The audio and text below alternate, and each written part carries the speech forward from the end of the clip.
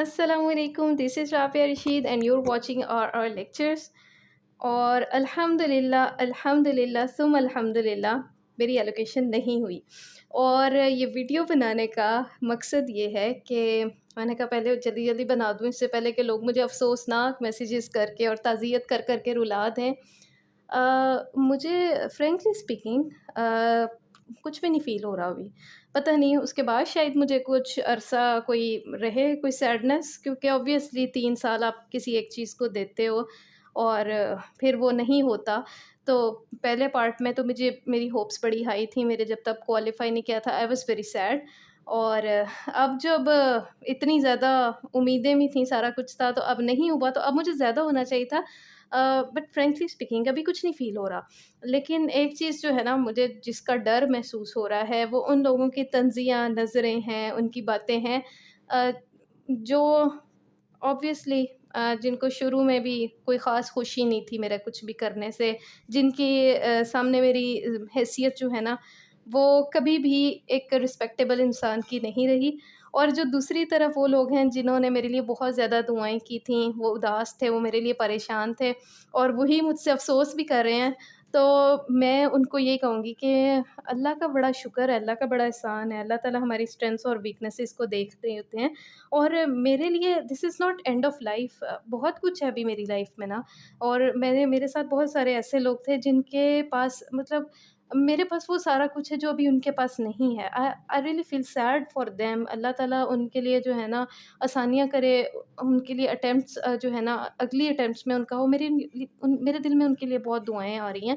लेकिन मुझे अपने लिए जो है ना सिर्फ़ एक चीज़ का खौफ़ है कि जो लोग मुझे बातें बनाते थे, अब वो खुश हो रहे होंगे। मुझे किसी ने पॉइंट आउट करके मेरे फेस की तरफ ना इस तरह फिंगर करके कहा था कि मेरी बात याद रखना, तुम्हारा तो कभी नहीं होगा, तुम्हें तो वो रखेंगे ही नहीं। और रीज़न उन्होंने ये कहा कि तुम असर्टिव नहीं हो।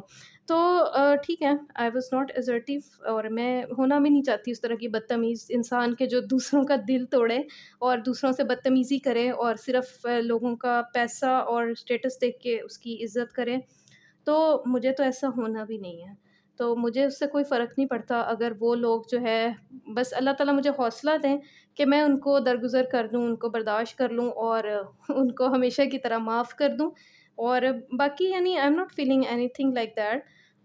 बस मतलब ये है कि जिन्होंने पहले भी हमेशा कुछ लोग होते हैं आपकी लाइफ़ में वो आपको हर्ट करते हैं, तो आज वो ज़रा ज़्यादा खुश होंगे और उनको एक नया गॉसिप के लिए टॉपिक मिल जाएगा and they will be very happy. तो शायद मेरी वजह से उनको खुशी मिल जाए, मेरे कुछ गुनाह माफ़ हो जाएँगे।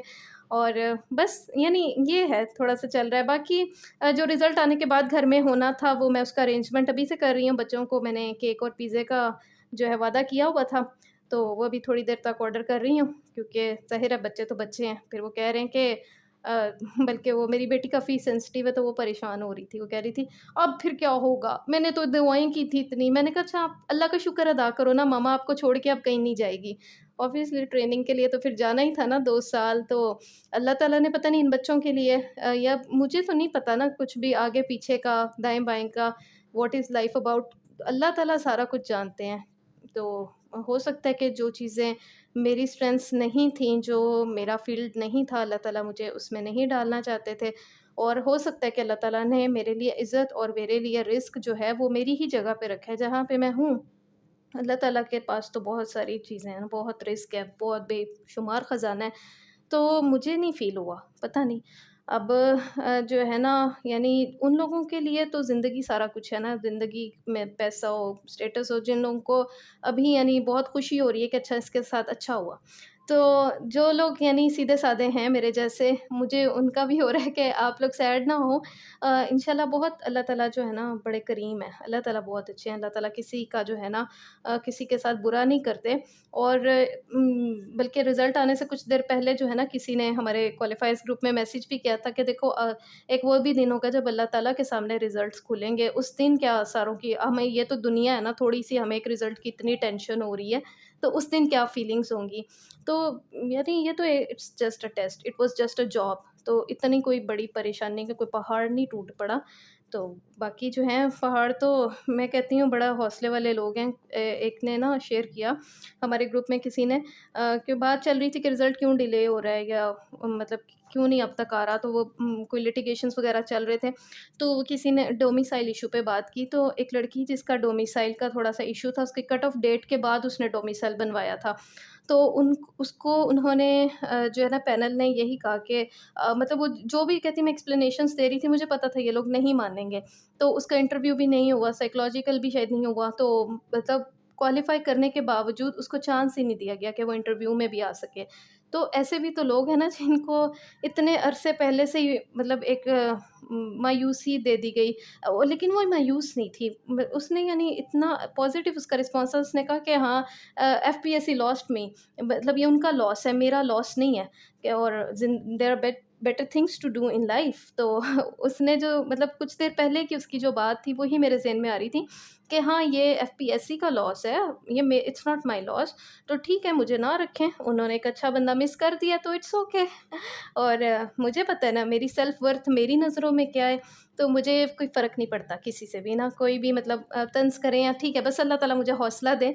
और at times I will be sad, I know. मैं फ़ौरी तौर पे मेरा कभी रिएक्शन नहीं आता, मैं आज का दिन चहकती फिरूँगी, मैं बहुत खुश रहूँगी, उसके बाद आहिस्ता-आहिस्ता नेक्स्ट डे, उसके बाद अगला दिन, और उसके बाद आई डोंट नो कब तक मतलब एक ये नेगेटिविटी एक आपके साथ जो है ना एक रहता है, एक सेंस ऑफ लॉस। आपने जो नोट्स और बुक्स बनाए होते हैं they become a part of you, लेकिन this is a reality, Pakistan में इतनी जॉब्स नहीं हैं।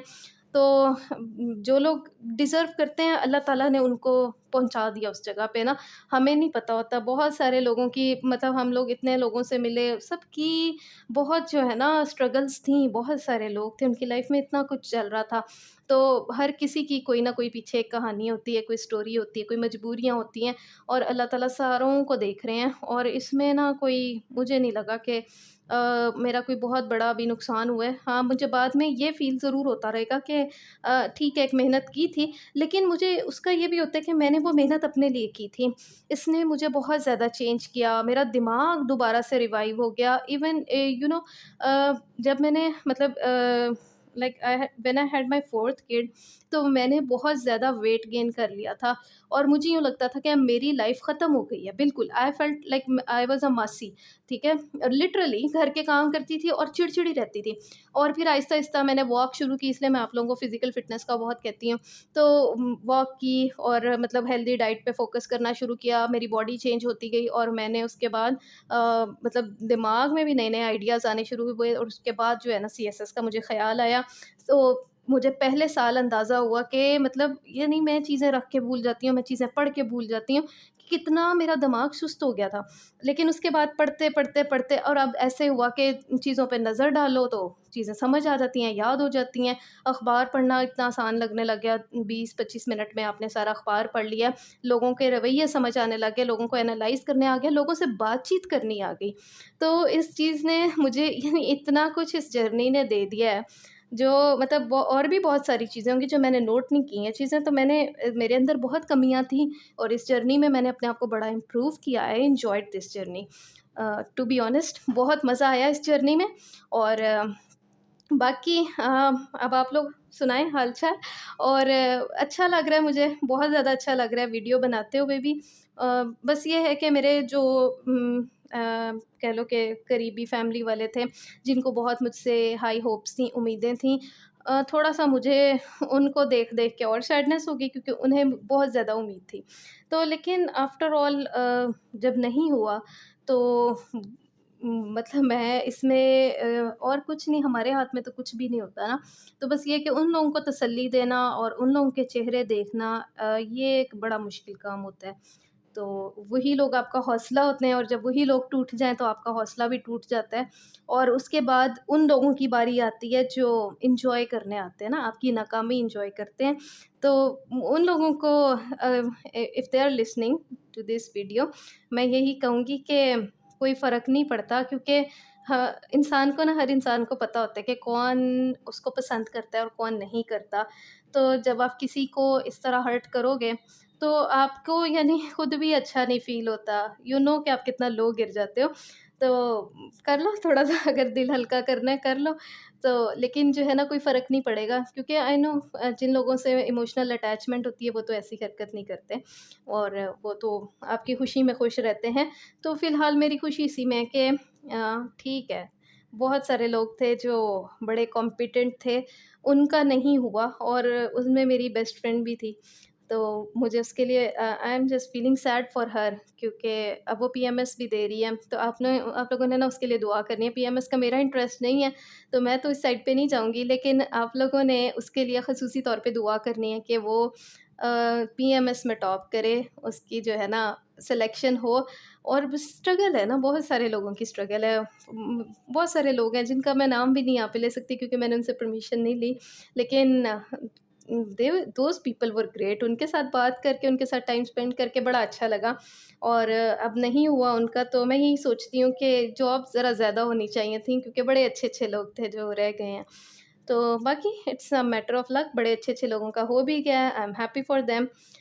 तो जी, वीडियो हमारी जो है ना रिकॉर्डिंग काफ़ी लंबी जा रही है, लेकिन जब ऐसा ही मौका होता है आपका दिल करता है दिल खोल के बातें करें।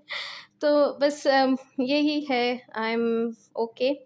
तो बाकी आप मतलब मेरे लिए वैसे दुआ कर दें ना, अब्दुल्ला के लिए दुआ कर दें, तो it's not an end of life. और पता नहीं हर इंसान की एक नेचर होती है।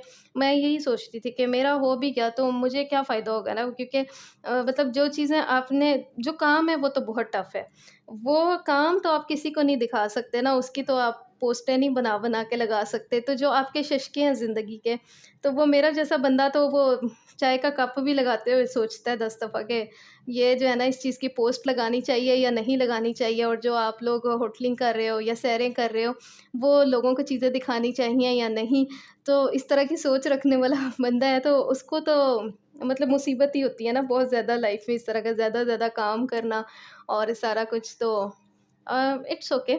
मैंने वही बात की थी कि अगर मैंने शुरू की किसी वीडियो में ये बात की थी ना कि मेरी हॉबी जो होती है तो शायद I will not be a very happy person doing 24/7 duty. तो अल्लाह ताला ने मेरी बड़ी ज़िंदगी अभी आसान रखी हुई है। तो आई एम हैप्पी, अभी मैं खुश हूँ और अल्लाह का बड़ा एहसान है, बड़ा अल्लाह का शुक्र है। और अल्लाह ताला का ही जो है ना कदर है। मैं सुबह से एक दुआ भी पढ़ रही थी कि उसमें भी था कि अल्लाह ताला की जो अल्लाह आपकी जो कदर हो ना, बस उसमें मुझे राज़ी रहना और खुश रहना सिखा दें। तो ये सबसे मतलब अच्छी बात है क्योंकि ज़िंदगी में हमेशा खुशी और हमेशा कामयाबी और हमेशा रिस्पेक्ट नहीं मिलती। और आपको अच्छे बुरे हालात दोनों तरह के आते हैं। और मेरी तो पीछे एक बहुत टफ़ एक लाइफ़ थी और अब तो बल्कि मैं कहती थी सुकून आया है अब तो ज़िंदगी में। तो अगर मेरी सिलेक्शन होगी और ट्रेनिंग और वो सारा कुछ, तो दोबारा से ज़िंदगी टफ़ हो जाएगी। तो अल्लाह का बड़ा एहसान है। Things are very good. तो बस ये है कि अभी इमोशंस और फीलिंग्स और रवैये उनको मुझे फ़ेस करना है। तो उसके लिए दुआ कीजिएगा कि मैं स्ट्रॉन्ग रहूँ और मेरे आस-पास वाले लोग स्ट्रॉन्ग रहें, ख़ास तौर पे मेरे हस्बैंड